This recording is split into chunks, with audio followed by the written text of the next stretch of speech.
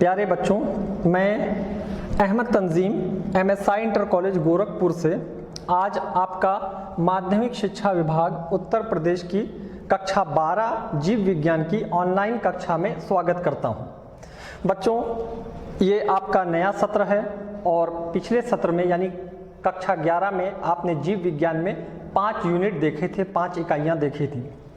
यहाँ पे कक्षा 12 में भी हमको 5 इकाइयाँ देखना है, जिसमें इकाई नंबर 6, चूँकि 5 हम 11 में पढ़ चुके हैं, तो इकाई नंबर 6 जनन से रिलेटेड है, रिप्रोडक्शन से रिलेटेड है। इसमें हम जीवों में जनन देखेंगे, अलग अलग प्रकार के जनन देखेंगे कि किस प्रकार के जनन होते हैं, और साथ ही हम मानव में और पादपों में भी जनन की विधियां पढ़ेंगे। जब हम इकाई नंबर 7 यानी अगली यूनिट पे आएंगे तो उसमें हम आनुवंशिकी तथा विकास के बारे में पढ़ेंगे। आनुवंशिकी यानी लक्षण किस प्रकार एक पीढ़ी से दूसरे पीढ़ी में जाते हैं, ये देखा जाएगा। वे किन नियमों का पालन करते हैं, इसको पढ़ा जाएगा।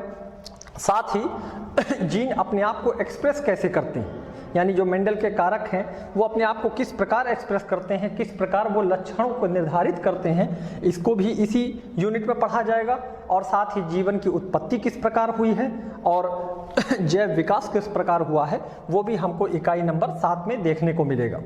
फिर जब हम इकाई नंबर 8 पर आएंगे तो इसमें मानव कल्याण में जीव विज्ञान यानी बायोलॉजी इन ह्यूमन वेलफेयर देखेंगे कि जीव विज्ञान किस प्रकार मानव मनुष्यों के लिए, मनुष्य जाति के लिए वरदान साबित होता है। इसमें हम कुछ बीमारियों को देखेंगे, उन बीमारियों के कॉजेटिव एजेंट यानी वो बीमारियां किससे हो रही हैं, इसको देखा जाएगा। और साथ ही कुछ ऐसे जीवाणु जिनसे जो हमें फ़ायदा पहुंचाते हैं उनको भी देखा जाएगा, और भी कई अनेक टॉपिक इसमें आ जाएंगे। उसके बाद एक बड़ा ही इम्पॉर्टेंट यूनिट हमारे सामने आएगा, इकाई 9 यूनिट 9 जैव प्रौद्योगिकी यानी बायोटेक्नोलॉजी। बायोटेक्नोलॉजी में हम ये देखेंगे कि किस प्रकार जीन में हेर फेर किया जाता है मानव के कल्याण के लिए, और उसकी प्रोसेस देखा जाएगा, साथ ही इसका उपयोग भी देखा जाएगा।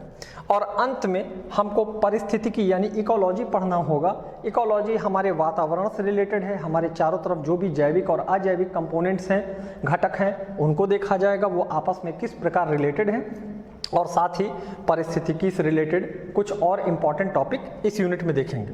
बच्चों, आज के इस वीडियो में हम इकाई नंबर 6 यानी पहली इकाई जो जनन है उस पर बात करेंगे। तो आइए सबसे पहले बात करते हैं जनन के ऊपर, यानी इकाई नंबर 6 रिप्रोडक्शन।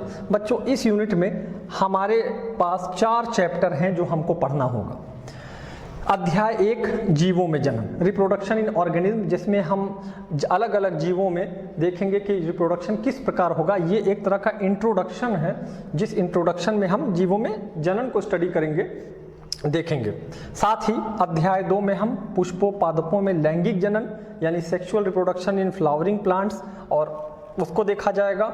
और तीसरे अध्याय में मानव जनन यानी ह्यूमन रिप्रोडक्शन देखा जाएगा कि मानव में किस प्रकार लैंगिक जनन हो रहा है। और अंत में अध्याय 4 जनन स्वास्थ्य के ऊपर है, रिप्रोडक्टिव हेल्थ, इसको देखा जाएगा। तो बच्चों, हमने अपने इस अध्याय को जीवों में जनन, जो कि पहला अध्याय है क्लास 12 का, इसको अपनी आसानी के लिए हमने 2 भाग में बांट रखा है, भाग 1 भाग 2। आज इस वीडियो में हम भाग 1 देखेंगे। भाग 1 में हम जनन के बारे में जानेंगे, साथ ही साथ जनन की क्या आवश्यकता है, क्यों जनन ज़रूरी है, इसको देखा जाएगा। जनन के प्रकार देखेंगे, कितना टाइप होता है। अलैंगिक जनन की विधियां देखा जाएगा, अलैंगिक जनन क्या होता है, इसको देखा जाएगा। कायिक जनन या प्रवर्धन जो कि पौधों में होता है, इसके ऊपर हम लोग दूसरे भाग में बात करेंगे। ऊतक संवर्धन टिश्यू कल्चर जो कि एक बहुत ही इंपॉर्टेंट प्रोसेस है, इसको हम लोग भाग 2 में पढ़ेंगे।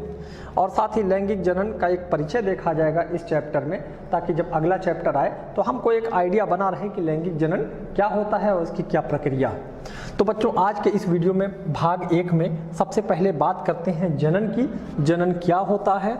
जनन अपने ही जैसी संतान उत्पन्न करने की क्रिया को कहते हैं। जीवों के द्वारा अपने जैसी संतान उत्पन्न करने की क्रिया जनन कहलाती है, यही क्रिया को जनन कहते हैं।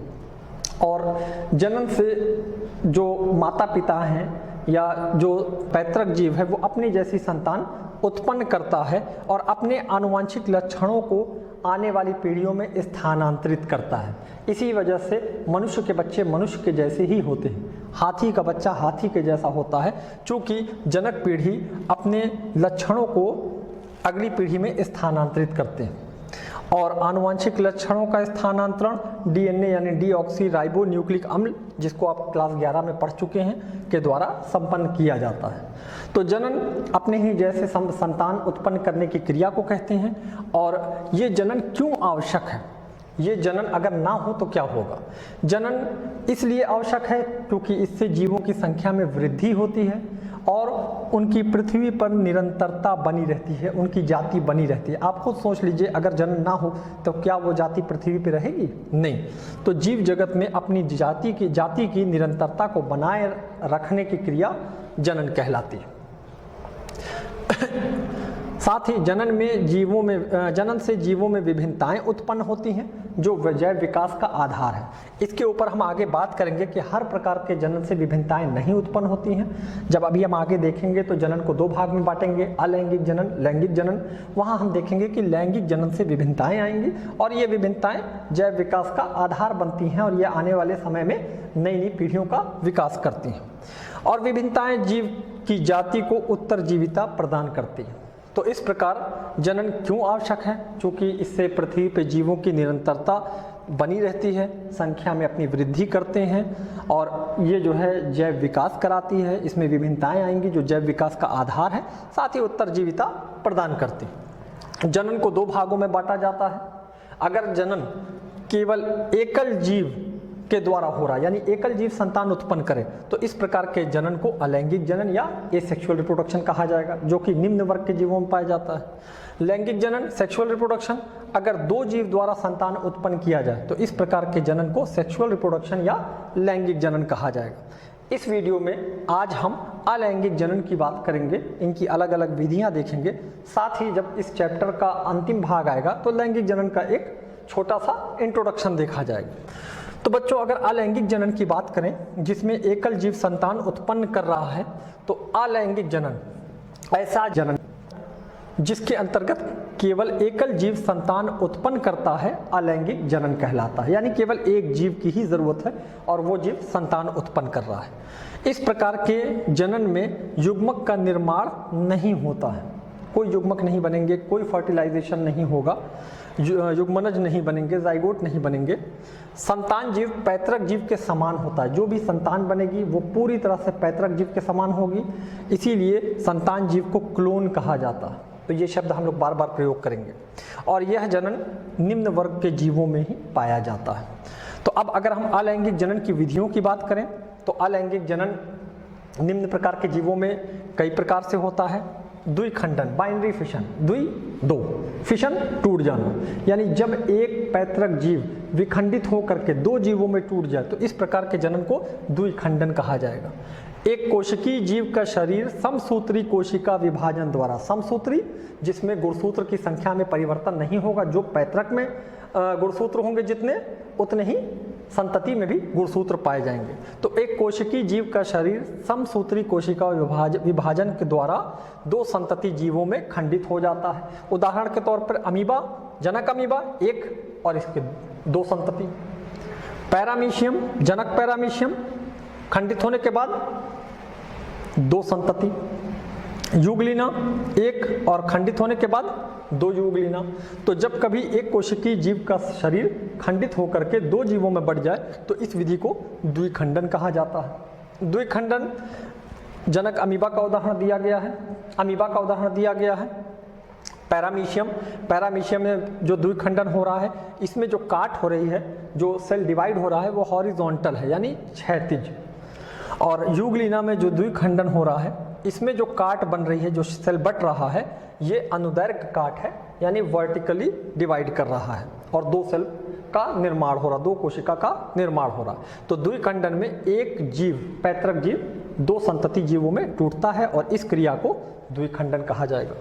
बहुत सारे जीवों में एक कोशिकीय जीव का शरीर टूट करके बहुत सारी कोशिकाओं का निर्माण करता है, बहुत सारे जीवों का निर्माण करता है और इस प्रकार की अलैंगिक जनन को बहुखंडन कहा जाएगा। एक कोशिकीय जीव का शरीर विभाजन के द्वारा दो से अधिक संतति जीवों में खंडित हो जाता है। एक कोशिकीय जीव 2 से अधिक बहुत सारे जीवों में खंडित हो जाएगा और इस विधि को बहुखंडन कहा जाएगा। उदाहरण के लिए प्लाज्मोडियम। प्लाज्मोडियम जब इसका कीटाणु हमारे शरीर पे अटैक करता है, हमारे शरीर में जाता है, तो वहाँ जा कर के ये हमारे आरबीसी में घुसता है, लाल रुधिर कणिकाओं में, और वहाँ ये शाइज़ोंट का निर्माण करता है। शाइज़ोंट आरबीसी के अंदर यानी लाल रुधिर कणिकाओं के अंदर इसका केंद्रक डिवाइड करता है और संतति केंद्रिकाएं बनाता है बहुत सारी, जो बाद में खंड जाड़ू बन करके भित्ति को विखंडित करते हुए बाहर निकलती हैं और अन्य आरबीसी को यानी लाल रुधिर कणिकाओं को इन्फेक्ट करती हैं। खंड जाड़ू मीरोजॉइट्स यानी खंड जाड़ू के रूप में निकलती हैं। तो यहाँ पर हमने देखा कि एक जीव बहुत सारे जीव बना रहा है, तो इस प्रकार के अलैंगिक जनन को बहुखंडन कहा जाएगा। तीसरे प्रकार की विधि अलैंगिक जनन की है पुटी भवन या सिस्ट फॉर्मेशन, जो विषम परिस्थिति में कुछ जीव इस विधि का उपयोग करते हैं। जब कभी विषम परिस्थिति आई, सूखा पड़ जाएगा या बारिश या टेम्परेचर बहुत ज़्यादा होगा, तापमान बहुत अधिक होगा, या जीव के लिए कोई भी ऐसी स्थिति होगी जब वो जीवन के लिए अनुकूल नहीं है, तो ऐसे में विषम परिस्थिति में कुछ जीव अपने परिक्षेत्र में एक कठोर आवरण का निर्माण कर लेंगे, अपने चारों तरफ एक हार्ड वॉल बना लेंगे जिसे पुटी कहा जाएगा। जब कभी विषम परिस्थिति आई तो ऐसे जीव, कुछ जीव अपने चारों तरफ पुटी का निर्माण करेंगे, जो कि एक बहुत ही हार्ड वॉल है, बहुत ही कड़ी दीवार है, और इसके अंदर जो कोशिका है, केंद्रक है वो डिवाइड होगा और बहुत सारी संतति केंद्रिकाओं में डिवाइड होकर पड़ा रहेगा। और जब अनुकूल परिस्थितियां वापस आएंगी तो अनुकूल परिस्थितियों के पुनरागमन पर जीव बहुखंडन के द्वारा विभाजित हो जाएगा और विभाजित होकर के अनेक सूक्ष्म जीव बना लेगा। तो इस क्रिया को पुटी भवन या सिस्ट फॉर्मेशन कहा जाएगा। सिस्ट फॉर्मेशन और बहुखंडन में एक अंतर है। बहुखंडन की प्रक्रिया नॉर्मल कंडीशन में होती है, यानी कि नॉर्मल परिस्थिति में होगी, जबकि सिस्ट फॉर्मेशन यानी पुटी भवन की क्रिया एक विषम परिस्थिति में होगी। अगला प्रकार जिसको कहा जाता है मुकुलन, बडिंग। इस प्रकार में जो पैतृक जीव है उसके शरीर पर एक छोटा सा मुकुल बनेगा, मुकुल या कलिका बनेगी, बड बनेगी। देखिए मुकुल या कलिका या बड बन रही है और ये बड बढ़ती जाएगी और बढ़ने के बाद एक नए जीव का निर्माण करेगी। तो इस विधि को मुकुलन कहा जाता है। कुछ जीवों में पुनर्जनन की क्षमता वाली कोशिकाओं के द्वारा मुकुलन होता है। इन कोशिकाओं के द्वारा एक छोटी सी इसमें स्पेलिंग मिस्टेक है जिसको करेक्ट कर लिया जाए। पुनर्जनन, गलती हम इंसानों से ही होती है, इसको सुधार लिया जाए। तो कुछ जीवों में पुनर्जनन की क्षमता वाली कोशिकाओं के द्वारा मुकुलन होता है। इन कोशिकाओं के द्वारा जनक जीव में एक उभार विकसित होता है जिसे मुकुल या कलिका कहते हैं। उदाहरण के तौर पे हाइड्रा में एक छोटा सा मुकुल बनेगा। ये मुकुल या बड जब बड़ी होगी, थोड़ा सा डेवलप होगी, तो इसमें फिर स्पर्शक और मुख का निर्माण होगा और फिर नया हाइड्रा बन करके अलग हो जाएगा। इसी प्रकार यीस्ट में भी जो पैतृक कोशिका है उसमें एक मुकुल बनेगा और मुकुल डेवलप होकर के संतति यीस्ट का निर्माण करेगा। तो इस प्रकार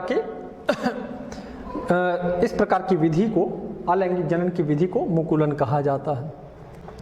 अगला जो प्रकार है जिसमें जीव खंडित होगा और हर खंड नए जीव का निर्माण करेगा, उसे खंडन या फ्रेगमेंटेशन कहा जाता है। उदाहरण के तौर पर स्पाइरोगाइरा, पैतृक जीव का शरीर खंडित हुआ, कई खंडों में टूटा और हर खंड वृद्धि करके नए जीव का निर्माण कर रहा है। इस प्रकार के अलैंगिक जनन को खंडन या फ्रेगमेंटेशन कहा जाता है। इस विधि में जीव का शरीर छोटे छोटे टुकड़ों में खंडित हो जाता है और यह टुकड़े वृद्धि कर नए जीवों में विकसित हो जाते हैं। उदाहरण स्पाइरोगाइरा, ये भी एक विधि है। अगला जो प्रकार है वो है बीजाणु जनन, स्पोरुलेशन। स्पोर किसे कहते हैं? स्पोर एक ऐसे स्पेशल स्ट्रक्चर्स हैं जो जनन के लिए, अलैंगिक जनन के लिए ही बनते हैं, उनसे नए जीवों का निर्माण होता है। तो कवक एवं साधारण पादप जैसे शैवाल विशेष अलैंगिक जनन संरचनाओं द्वारा जनन करते हैं। कैसी संरचना? अलैंगिक जनन संरचना। और ये वो संरचना है जो केवल अलैंगिक जनन के लिए ही बनी है और इनको बीजाणु या स्पोर कहा जाता है। इन अलैंगिक जनन संरचनाओं को बीजाणु कहा जाता है। बीजाणु के द्वारा जनन करने की विधि को बीजाणु जनन कहते हैं। और ये बीजाणु अलग अलग प्रकार के हैं, अलग अलग जीवों में अलग अलग प्रकार के हैं और अलग अलग नाम से जाने जाते हैं। अगर बीजाणु में गमन करने की क्षमता है, उसके अंदर कोई ऐसा ऑर्गन, कोई ऐसा ऑर्गन जैसे सीलिया या फ्लैजेला मौजूद है जिससे वो गमन कर सके, चल फिर सके, तो इस प्रकार के बीजाणु को चल बीजाणु कहा जाता है। उदाहरण के लिए क्लेमाइडोमोना, क्लेमाइडोमोना में चल बीजाणु। यहाँ पे आप देख रहे हैं इसके पास फ्लैजेला मौजूद है और इस फ्लैजेला से ये जो है गमन कर सकता है। ये सबसे सरल प्रकार के बीजाणु। अगर बीजाणु में गमन करने की क्षमता ना हो, गमन ना कर सके, उसके अंदर कोई ऐसा स्पेशल स्ट्रक्चर ना हो, तो उसको या तो एप्लानोस्पोर या हाइप्नोस्पोर या कोनिडिया या एकाइनेट और भी कई प्रकार हैं के बीजाणु कहा जाएगा। एप्लानोस्पोर इनके अंदर गमन की क्षमता नहीं है, इनमें किसी में भी गमन की क्षमता अब नहीं है। एप्लानोस्पोर इनका निर्माण कोशिका के भीतर होता है, यानी ये कोशिका के भीतर बन रहे हैं और इनके अंदर गमन की क्षमता नहीं है। ये भी कोशिका के भीतर बन रहे हैं परंतु इनके अंदर गमन की क्षमता है। तो जब कोशिका के भीतर बनेंगे और गमन की क्षमता इनके अंदर मौजूद नहीं है तो इनको एप्लानोस्पोर कहा जाएगा। उदाहरण के लिए स्पाइरोगाइरा। एप्लानोस्पोर ये भी एडवर्स कंडीशन यानी प्रतिकूल परिस्थितियों में बनते हैं, जब स्थितियां अनुकूल ना हो। और यही एप्लानोस्पोर अगर इनकी भित्ति मोटी हो जाए तो इनको हाइप्नोस्पोर कहा जाएगा। यह एप्लानोस्पोर की तरह ही होते हैं परंतु इनकी भित्ति बहुत मोटी होती है। यानी हाइप्नोस्पोर और एप्लानोस्पोर में ज़्यादा अंतर नहीं है। ये भी कोशिका के अंदर बन रहे हैं, ये भी कोशिका के अंदर बन रहे हैं। इनके अंदर भी गमन की क्षमता नहीं है, इनके अंदर भी गमन की क्षमता नहीं है, परंतु इनकी भित्ति मोटी है और मोटी होने की वजह से इनको हाइप्नोस्पोर कहा जाएगा। एक और प्रकार का बीजाणु है जो कोशिका के बाहर बनता है, अंदर ना बन के बाहर बनता है, उसको कोनिडिया कहा जाता है। इन बीजाणुओं का निर्माण कोशिका के बाहर होता है, बाकी बीजाणुओं का निर्माण कोशिका के अंदर हो रहा था, बाहर हो रहा है। इनके अंदर गमन की क्षमता नहीं होती। तो जिनके अंदर गमन की क्षमता होगी वो चल बीजाणु, और गमन की क्षमता अगर नहीं है और कोशिका के अंदर निर्माण हो रहा है तो एप्लानोस्पोर, और एडवर्स कंडीशन में यानी प्रतिकूल परिस्थिति में निर्माण हो रहा है। और अगर इनकी दीवार भित्ति बहुत मोटी है तो ऐसे एप्लानोस्पोर को हाइप्नोस्पोर कहा जाएगा। और अगर इन बीजाणु का निर्माण कोशिका शरीर से बाहर हो रहा है तो इनको कोनिडिया कहा जाएगा। उदाहरण जल बीजाणु Chlamydomonas, aplanospore Spirogyra, hypnospore Ulothrix, conidia Penicillium. इनमें से एप्लानोस्पोर और हाइप्नोस्पोर ये प्रतिकूल परिस्थितियों में यानी जब एडवर्स कंडीशन होगा तब ये स्पोर बनते हैं। इसके अलावा और भी कई प्रकार के स्पोर हैं जैसे एकाइनेट्स। साथ ही अगर हम स्पंज को देखें तो स्पंज में एक और विधि पाई जाती है जेम्यूल के द्वारा। स्पंज में जनन करने के लिए, अलैंगिक जनन करने के लिए जेम्यूल का निर्माण होता है। और जेम्यूल स्पंज कोशिका में पाई जाने वाली आंतरिक कलिकाएं हैं। ये भी एक बड है मगर ये बड कलिका शरीर के अंदर बन रही है जो अलैंगिक जनन में सहायक है। तो बच्चों इस प्रकार ये अलग अलग विधियां हैं जो हमारे सामने आई। अलैंगिक जनन के कुछ लाभ हैं जो जीवों को प्राप्त होते हैं, जैसे अलैंगिक जनन में एकल जीव संतान उत्पन्न करना है, दो जीव की जरूरत ही नहीं, एक जीव काफी है। अनेक जीवों में प्रतिकूल परिस्थितियों को सफलतापूर्वक सहन करने की क्षमता प्रदान करता है। अभी हमने देखा सिस्ट फॉर्मेशन देखा, एप्लानोस्पोर देखा, हाइप्नोस्पोर देखा। जब कभी प्रतिकूल परिस्थितियां आएंगी तो जीव इसको सफलतापूर्वक सहन करेगा और ये भी एक इसका लाभ है अलैंगिक जनन का। जीवों में जनन बहुत तेजी से होता है, जनन तेजी से होता है और जनन के लिए अधिक प्रयत्न नहीं करने पड़ते हैं क्योंकि ये इस प्रकार का जनन बहुत सिंपल होता है। संतति जीव पैतृक जीव के समान होते हैं, क्लोन कहा जाता है। प्रजनन का यह रूप बड़ी मात्रा में संतान पैदा करने की क्षमता प्रदान करता है, तो संतान बड़ी मात्रा में पैदा हो। अलैंगिक जनन से कुछ हानियां भी हैं। अलैंगिक जनन द्वारा उत्पन्न संतानों का आनुवांशिक संगठन पीढ़ी दर पीढ़ी एक समान रहता है, जिससे संतति निरंतर दुर्बल हो जाती है। तो इससे संतति हमेशा अपने पैतृक जीव के जैसी रहेगी और वो दुर्बल होती चली जाएगी क्योंकि वातावरण बदलता रहता है और संतति अपने आप को ढाल नहीं पाएगा, जिसकी वजह से वो पर्यावरण के प्रति अनुकूल नहीं हो पाएगा। तो हर पीढ़ी में अनुकूलन कम होता जाएगा और संतति दुर्बल होता चला जाएगा। साथ ही आनुवंशिक विभिन्नताओं की अनुपस्थिति में कई नई जातियों का विकास नहीं हो पाता है, क्योंकि अलैंगिक जनन में विभिन्नताएं नहीं पाई जाती हैं और विभिन्नताएं इनको जो है रॉ मटेरियल कहा जाता है इवोल्यूशन का। इसलिए अलैंगिक जनन में विभिन्नताओं के नहीं होने से इसमें नई जातियों का विकास नहीं होगा, ये बिल्कुल सहायक नहीं। तो बच्चों, ये आज का हमारा पाठ यहाँ ख़त्म होता है। ये पाठ का जो अध्याय का जो पार्ट है ये ख़त्म होता है। मैं आपको कुछ अभ्यास कार्य दे रहा हूँ, प्रश्न दे रहा हूँ, आप इनको कीजिए। अगर आप इसको कर लेते हैं तो इसका मतलब आपको ये वीडियो समझ में आ गया है, और अगर नहीं कर पाते हैं तो आप इसको दोबारा देखिएगा। और अगले भाग में, जो अगला भाग हमारा होगा, उसमें हम भाग 2 में हम कायिक जनन या प्रवर्धन देखेंगे कि पौधों में जो अलैंगिक जनन है उसको कायिक प्रवर्धन कहा जाएगा, उसके अलग अलग प्रकार देखा जाएगा, ऊतक संवर्धन पर बात किया जाएगा और लैंगिक जनन का एक परिचय देखा जाएगा। तब तक के लिए धन्यवाद।